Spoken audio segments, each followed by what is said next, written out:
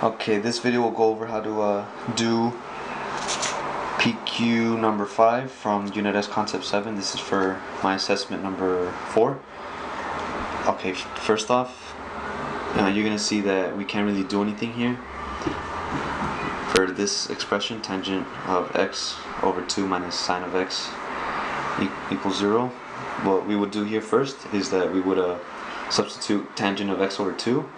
Since that's a half angle formula, we could use that one, tangent of u over 2 equals 1 minus cosine of u over sine of u, or we could use sine of u over 1 plus cosine of u, but because the second one has a binomial in the denominator, that's going to be tougher, so we're just going to use the first one, which is 1 minus cosine of u all over sine of u, and that's going to substitute tangent of x over 2 because it's a half angle formula, and then we're just going to put in the rest. Okay, what I did first is I didn't know what to do, so I just added sine of x to both sides, and I got 1 minus cosine of u over sine of u equaling sine of x. Then what I did after that, oh, I forgot, this u is the same thing as x. Okay, what I did now is I multiplied sine of x to both sides to get rid of this one. So then these two would cancel out, and these two would turn into sine squared of x. Okay, and after that, I put everything to one side, so I subtracted these two, I subtracted minus 1 and plot positive x. I did that to both sides, I subtracted 1 and I added cosine of x. So I would get 0 equals sine squared of x plus cosine of x minus 1. And I didn't like how that looked like, so I just rearranged it.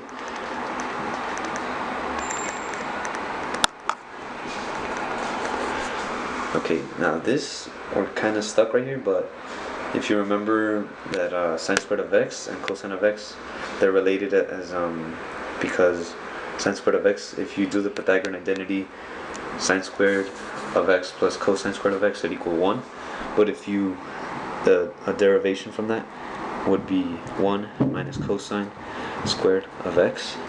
That would substitute in sine squared of x because it's a Pythagorean identity. The rest you would just put into the equation, and then after that you would cancel stuff out. So this one and this one, they cancel out.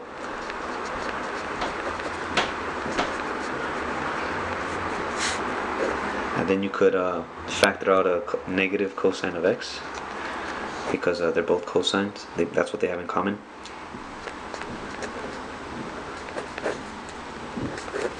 Now what you can do here is the zero product property, which means that this can equal that and this can equal that. So that'll be negative cosine of x equaling 0. And so if you just divide the negative 1, I guess, you still get cosine of x equals 0, which is, if you check, I don't know if you can see it, but in the unit circle, it says here that the cosine of x equaling 0 would equal 0 in 90 degrees and 270 degrees, because this one's going to be 0 and 1, this one's going to be 0 and negative 1, so they both have 0 in the x section. And then I forgot about the other one, cosine of x minus 1 equals 0, and then you just want to add 1 to both sides.